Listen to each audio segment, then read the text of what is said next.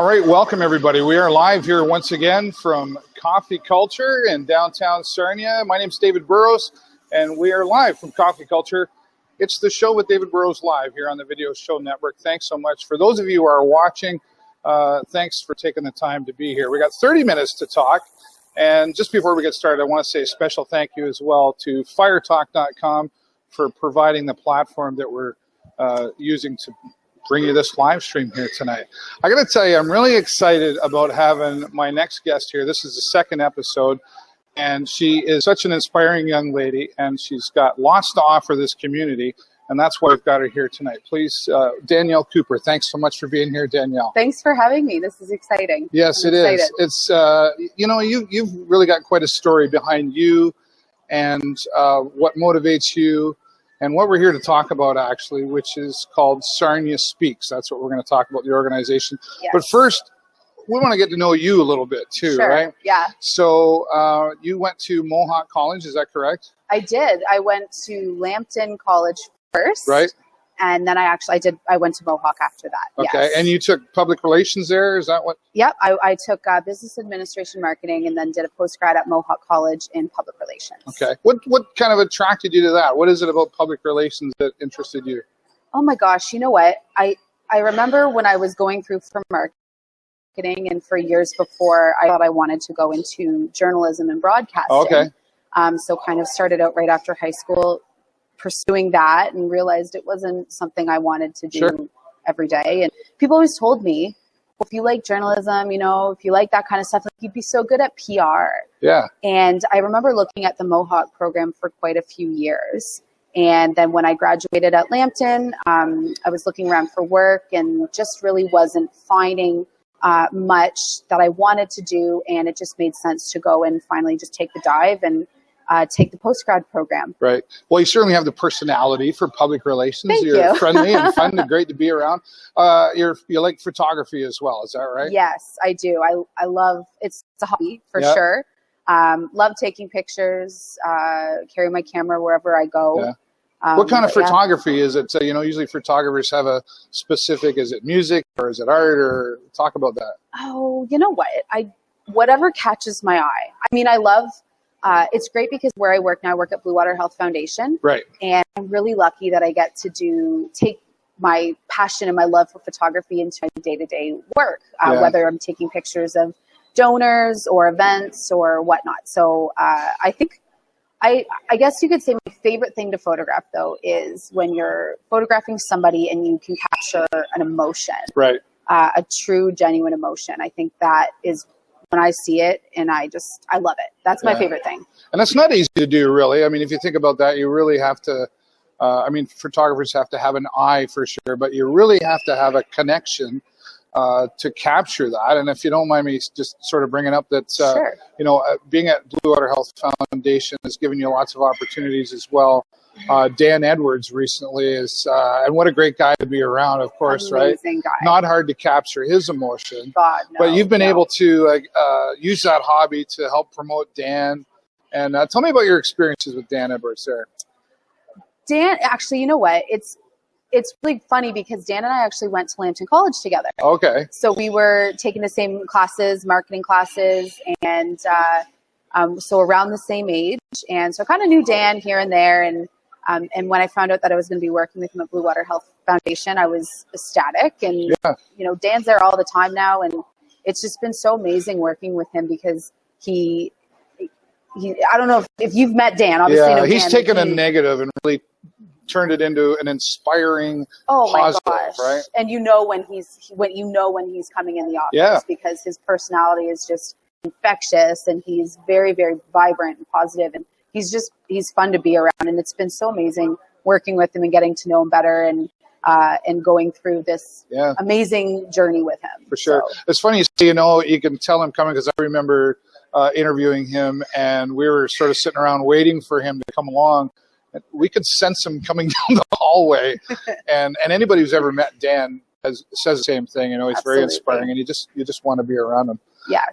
Let's talk about I don't know if you're like super excited about them this year, but you're a Blue Jays fan.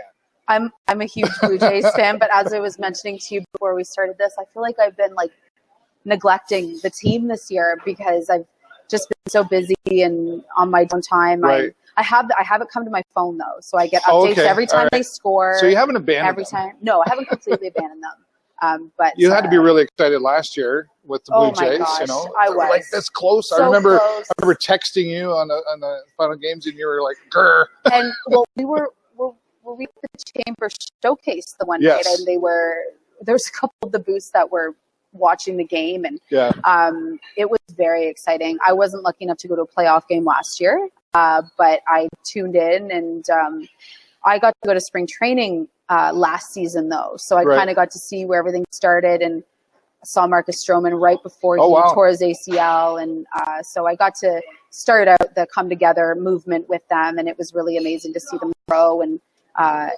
do so well, and fingers crossed that they can do it again this year. Right. Well, we're rooting for the Blue Jays for sure. Absolutely. Let's carry on more about you, and you know, Sarnia Speaks is it's somewhat personal for you that you created this, and I want to talk about why you created it, but can we talk on the personal side of you? Sure.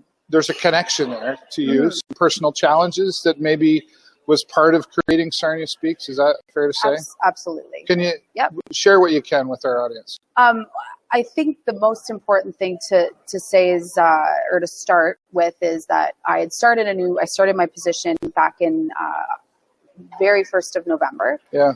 And Tara Burke is one of my close friends, and she's great. She's amazing. Yeah. And when I first started, I was just the struggle of starting a new job and, you know, relearning things and adapting to a new environment. And I was diagnosed with generalized anxiety disorder when I was back in around 2000s. Yeah.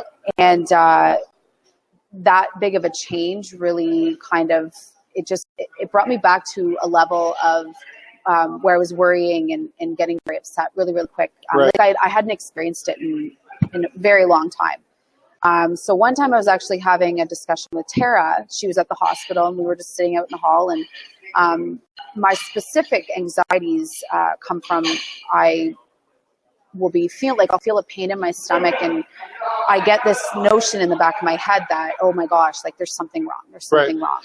And I'll sit and obsessively Google, just not so much to convince myself that there's something wrong, but convince myself that there's nothing wrong. Yeah, so I keep, looking. And anyways, I was sharing that story with Tara.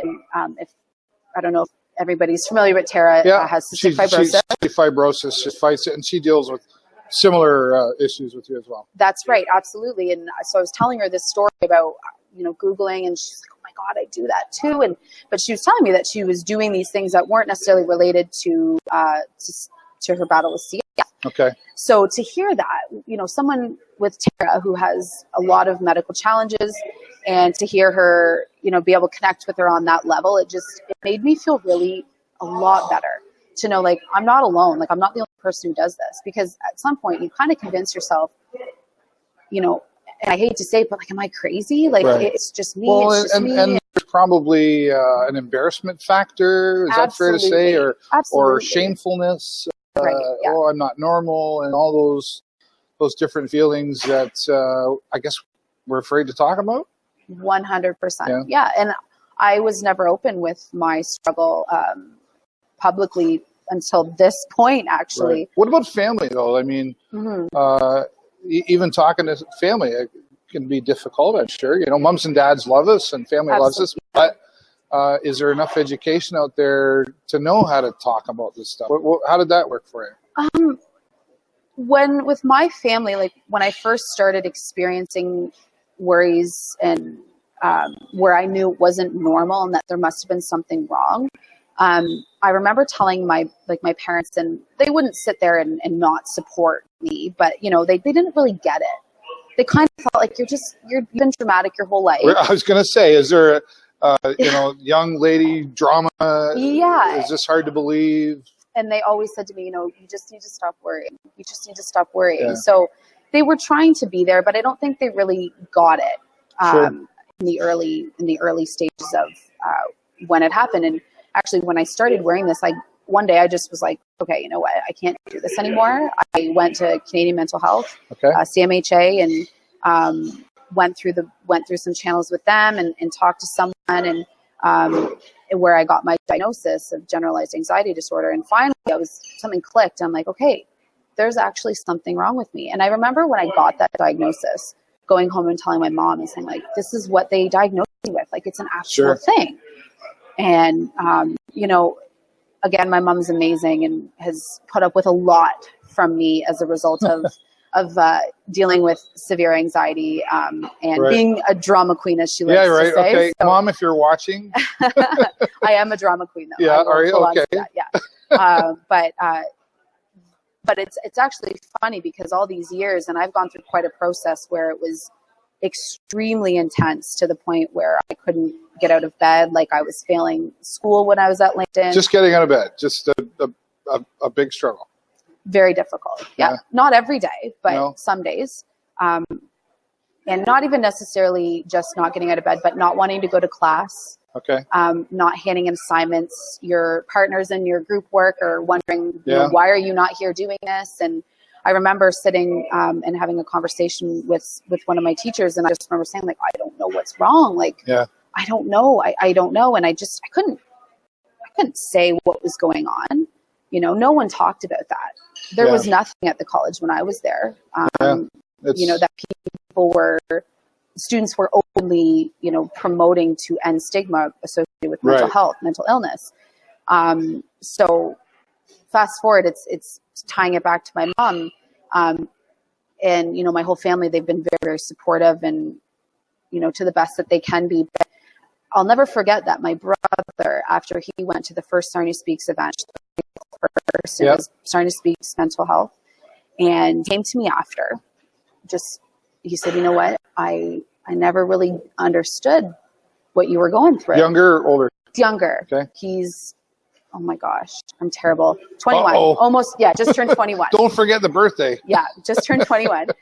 So he's younger. But when he was growing up at that younger age, he was seeing he was surrounded by it, and it was not always pretty. Like, it wasn't. Sure. It was just like, sister's freaking out again. And of course he would, And he has memories, I think, too, as a younger child, of certain circumstances where, one of my very early indicators that I knew something was probably wrong was at night, if, one of my mom and my dad was working or they were going somewhere and they'd said, I'll be back at 9:30. If they weren't back at 9:30, I was at the door freaking out, crying, and I remember one night my brother was there with me, and, he carried that memory with him. And, and he said, up until today, I didn't really get it, 100% understand it. So I think that's why Sarnia Speaks is so imperative for talking about not only mental health and mental illness, but other issues that are impacting issues in general. I think a lot of the issues too that we're going to be discussing will have some sort of tie into mental health in one way or another. Sure. Well, let's talk more about that relation of what. And thank you, by the way, for sharing a very personal side, because I know it's important to you to share that. But I think it speaks, Sarnia Speaks, or Danielle Speaks, if you will, large volumes to people who are watching, and encouraging to have courage. So thank you very much for that. I hope I wasn't rambling too much. No, absolutely no. I think your story is very important.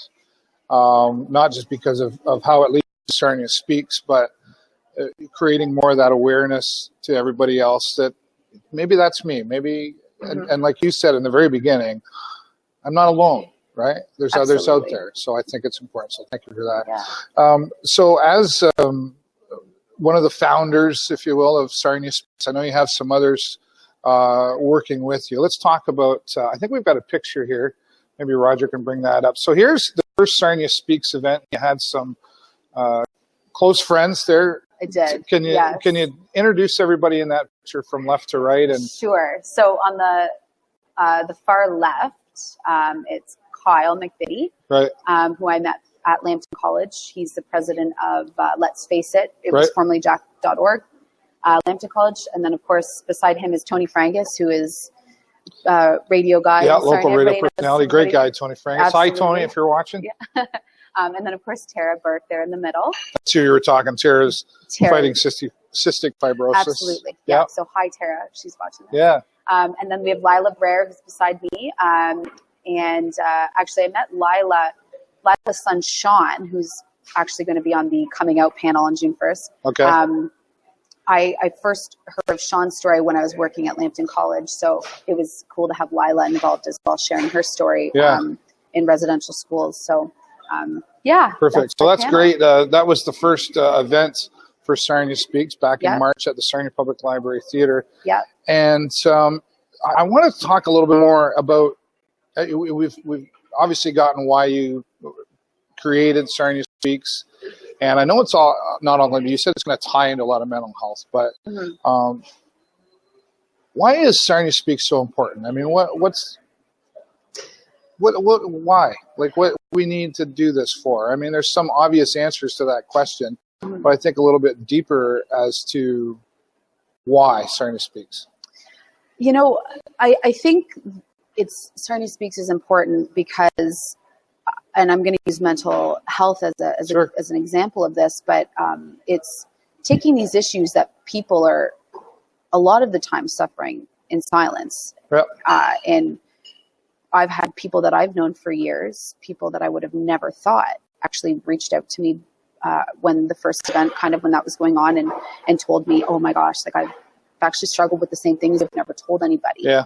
And I think not speaking. Yes.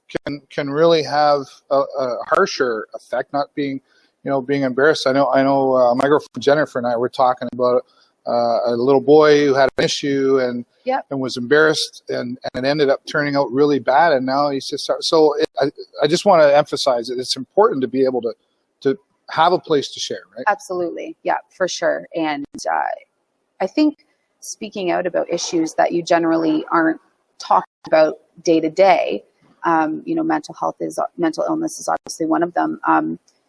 Being able to speak about those sort of things in a public space, it's kind of like lifting a weight off your shoulders. Sure. And I had multiple people come up to me after Sarnia Speaks Mental Health and say that to me, like a weight has been lifted. Like it feels so good to be honest about this and just not have to worry that people are going to judge me for what I'm going through. Right. So I think going back to your question, why is it important? Because I think it's important because everybody deserves to have their voice heard. Sure. And deserves to feel like they can share their story, share their thoughts in a safe space where they're not going to be judged or I was just going to say, I like how you put in a safe space because, I mean, we all have opinions, right? I Absolutely. mean, Facebook's a good example of giving people opinions, right? Yes. But, good and bad, let's be fair with that. Yeah. But the safe space, being able to relate.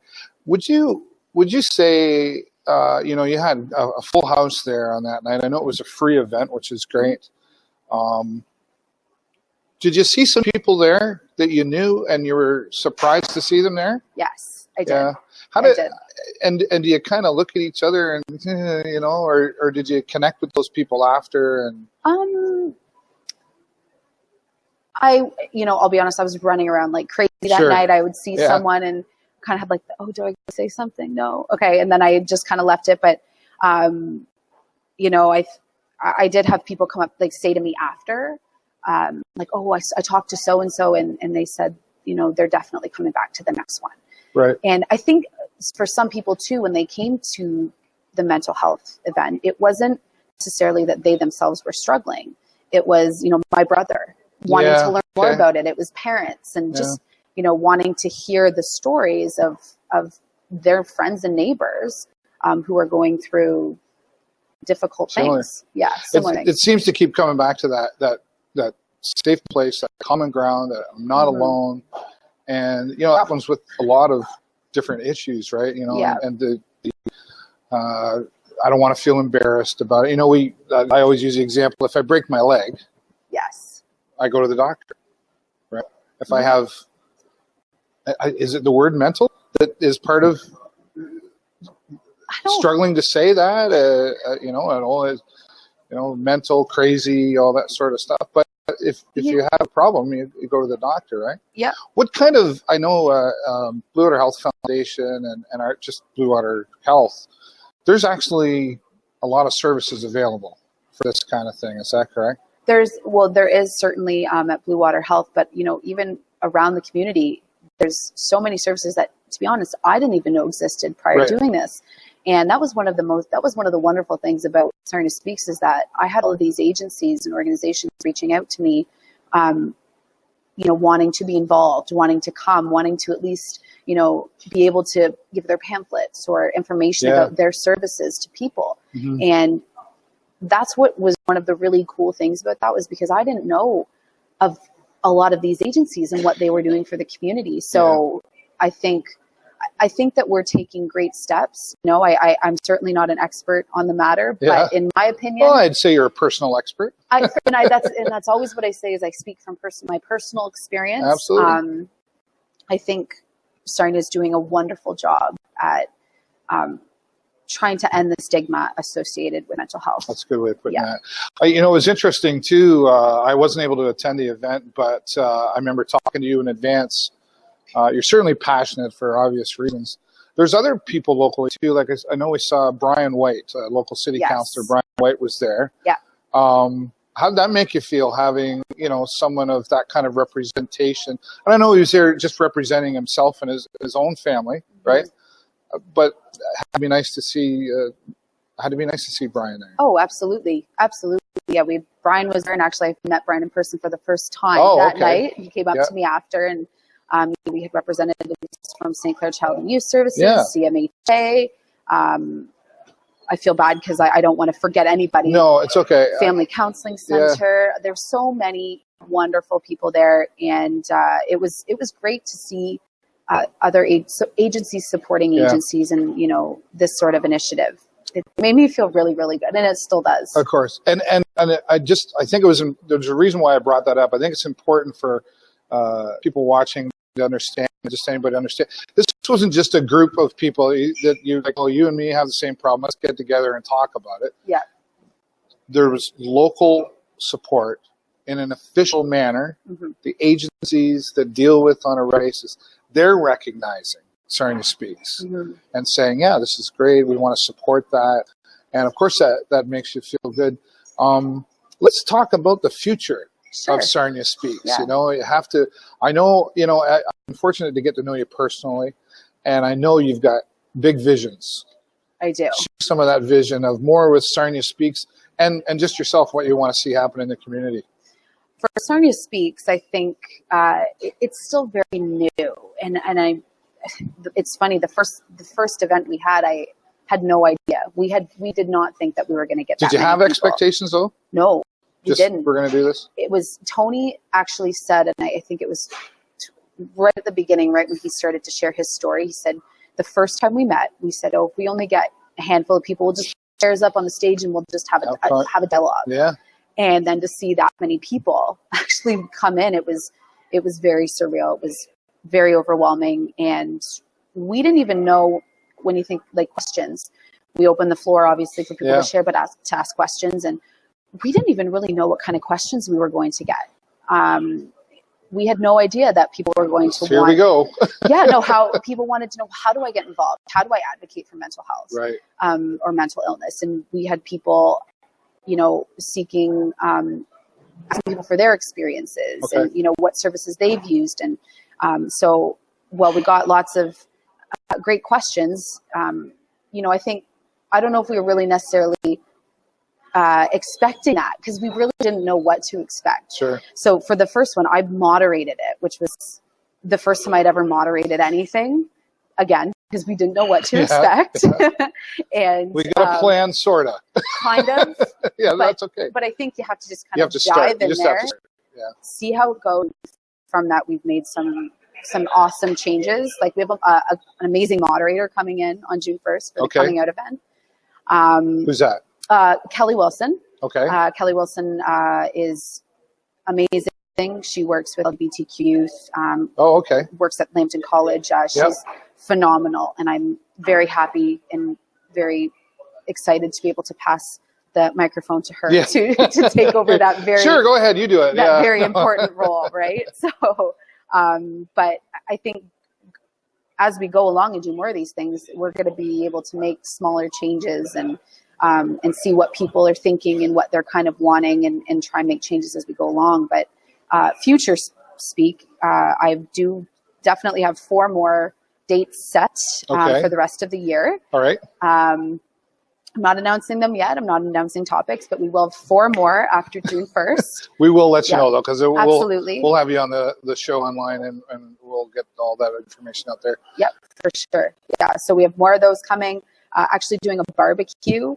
Oh, okay. Where's that taking us? Superstore, Real Canadian Superstore. It's going to be June 16th, which is the Saturday. I believe it's the 16th. Barbecue, I'm in. Yeah, barbecue for a small little price to help us keep doing Sarnia Speaks. Yeah, because I think it's important for people to know that you don't charge for this, but there is a cost to rent the library, and there's costs involved there. So donations are certainly going to help things out there. Absolutely, and I think it's just anything that we get is going back into the cause and making it better and bigger, and helping us to think about amazing things that we can continue to do into next year, which I do have some exciting ideas that are kind of. But she's not going to tell us just yet. They're just little brain thoughts right now. They're not even teasers are good. Fully formed opinions or thoughts yet. Yeah. But website, there's got to be. I know you're active on Facebook at Sarnia Speaks on Facebook. Yeah. Website as well. We do. It's sarniaspeaks.org. Okay. And it's actually just been up for a couple weeks now. Okay. I also just launched a Twitter page, so it's at Sarnia Speaks. Perfect. So we're trying to be as social as possible. And I think we were following you. You were following us and everything. That's good. Well, and one thing too, just from March 31st at the mental health event, we put a hashtag up asking people if they didn't necessarily want to stand up and ask a question or share, they could use the hashtag. And we tried to answer a few of them during the event, but afterwards, we can try to address some of those questions as well. So, and the hashtag is Sarnia Speaks? Yep, just hashtag Sarnia Speaks. Right. So it made sense to get a Twitter account that we can do a little bit more dialoguing on Twitter. So yeah. You're how you feeling about all of this? Like, I know it's you said it's overwhelming. The response, you didn't know what to expect. You got to feel pretty good about all this. I try not to think about it. And one of the big reasons being is just I've had to learn to just take things day by day.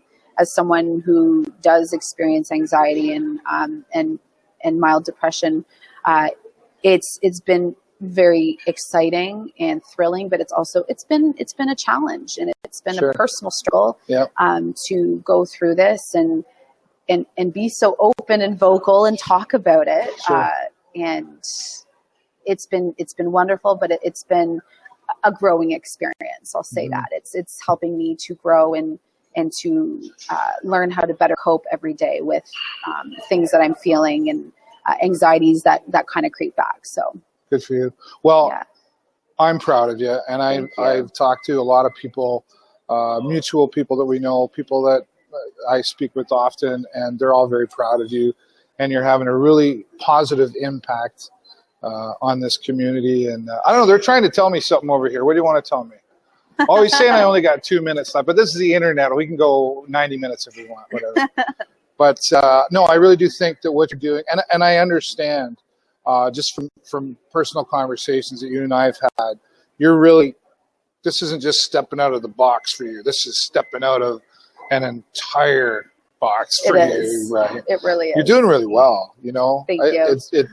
You did a great job here. I know you came here and you're, oh my gosh, the lights. You're doing fantastic. Thank you really you. are. You need to know that, right? Thank you. Important. And keep doing what you're doing. And we support Danielle and Sarnia Speaks.